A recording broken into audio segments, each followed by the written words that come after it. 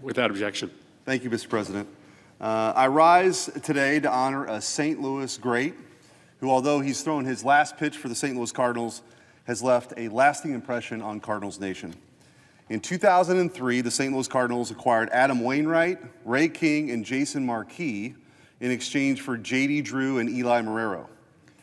Little did we know the impact that trade would have on the Cardinals, the crown jewel of the National League, of course, for years to come. Wainwright, or Waino, as we call him, just recently notched his 200th win, a huge milestone, which, by the way, in the game today may never be reached again. Starters just generally don't pitch that many games and don't get as many wins, so it's a big milestone. And he's retired from baseball now, and he did that in front of thousands of fans at Busch Stadium. But his career was more than just 200 wins. It was 18-plus years of just nasty curveballs and heart-stopping wins, years of camaraderie and postseason excellence, and countless memories for all of us Cardinal fans. In his first full season in the majors with the Cardinals, Waino pitched 61 games and boasted an impressive 3.12 ERA.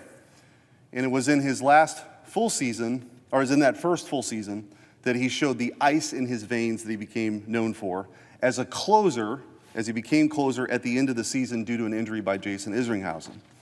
In the bottom of the ninth, in Game 7 of the 2006 NLCS, Wainwright stood on the mound, bases loaded, with the mighty Carlos Beltran at the plate. And historically, Beltran had kind of owned the Cardinals, even back to his Astros days. And he got 2 strikes on Beltran, and Wainwright kicked back and delivered a knockout curveball that Beltran watched all the way into Yadier Molina's glove. Strike 3, the game was over, the series was over, and in that moment, the Cardinals headed to the World Series, and St. Louis knew that they had a star. On a personal note, I know exactly where I was when that pitch was delivered.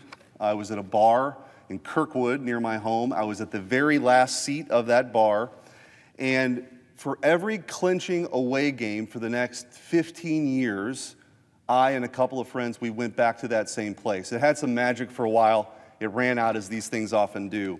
But it was a great moment and a great way to start his career with the Cardinals. He would go on to secure the final out of the 2006 World Series with a strikeout by way of his signature 12-6 curveball, otherwise known as Uncle Charlie, becoming the only player to close out the World Series in the 21st century as a rookie and delivering a World Series championship that the Cardinals hadn't had since 1982. Bolstered by his battery mate and self-professed brother, the legendary Yadier Molina, who retired last year, Wainwright delivered countless gems and showed up at the most crucial moments. Wainwright tossed 7 innings and won his first MLB start against the Astros in April of 2007.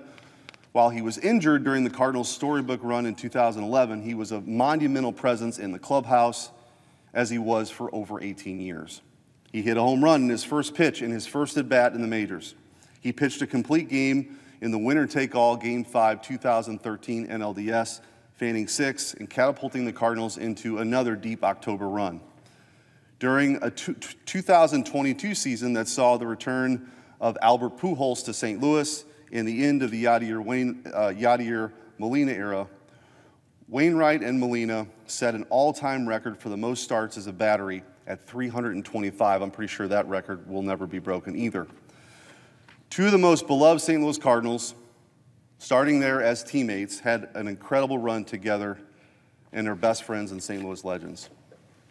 Although this season has been a difficult one for the Cardinals and not everything we had hoped for, we at least got to see Adam Wainwright reach one more milestone, 200 wins in his farewell season. A 3-time All-Star, 2-time World Series champion, 2-time Gold Glover, and a Silver Slugger, Wainwright's success on the mound is well documented. But aside from all of those accomplishments on the field, he also shined as an ambassador for the city of St. Louis and the sport of baseball. The 2020 Roberto Clemente Award winner, which is given to the player who best exemplifies the game of baseball, sportsmanship, and community involvement, Wainwright had an unrivaled passion for our community in St. Louis and helping others. He founded a nonprofit in 2013, Big League Impact, which has since raised over $8 million for a host of charitable organizations and foundations. He served as an unrelentingly optimistic beating heart of the Cardinals teams that have seen stunning victories and heartbreaking losses.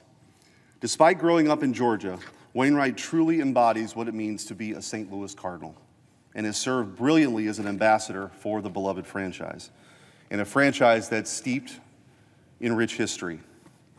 And some of the greatest baseball players of all time have proudly worn the birds on the bat. It's a franchise that's won more World Series than any other, save the Yankees. And I've been blessed, along with family members, my dad, and then my kids, to watch a lot of those greats over the years. Wainwright is undoubtedly one of those greats, not only for his prowess on the field, but his philanthropy and dedication to St. Louis off the field. Today, I think I speak for all of Cardinal Nation when I say, thank you, Waino. It's been a pleasure watching you all of these years. Congrats on a fantastic career, and good luck in your next chapter. I yield back.